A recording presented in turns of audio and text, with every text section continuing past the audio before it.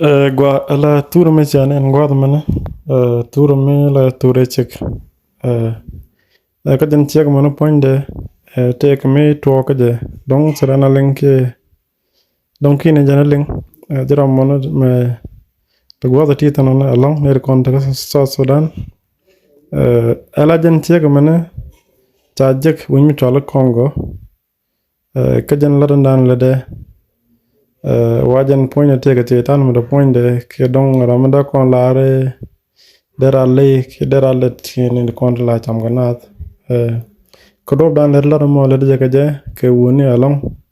le de ne kon la woni wajan point de tar dare la ka gwa la cheng mo gwa mo dong de rong bo wandu ko tan andi ku ke je ko kor mi ti yerdun je yo kor mi ja do le ja do cha ga ne na en godo mo la togo nur ne dong dara ramme da wat ke der ji cham you know be kok ji du dial ba kamra ro chendu mane roko etin dial nte jere ba cham aga kor mi se jana mo anden ba bat be jien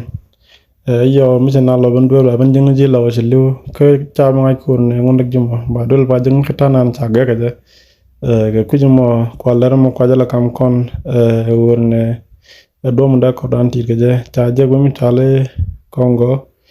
me chaon ko ma ka je cha ka ba kan je Congo and then chaon de wang chomo ke gas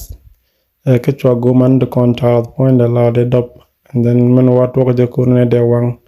ngod man shi bat me se bado kan nyok me de je me de je lok ma ka ba nyok and then te jien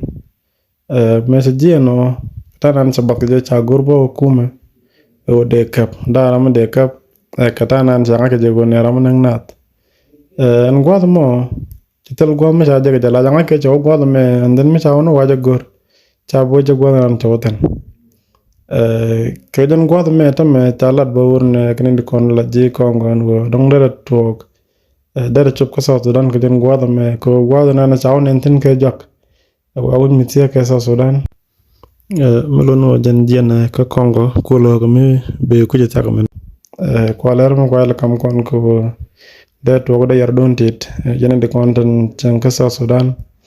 a dere jin no ke jin jurum do den dong le to de yir dar ba ko jan do mo se ga mo ko ko nen bo tour no mo dong le ban ke tour no den chada ban jin tour no mo ngi kon na go ne ci tan la re an tingwan ke an tinyin wan nung der loy ko do den chada ben gen tour no mo ko da lar kurne ke den godo me wonyam ke den god tek chaka men der gor dara ro do ti de gwa ngam jidit me da to gdi en no da yer don ngach biata mal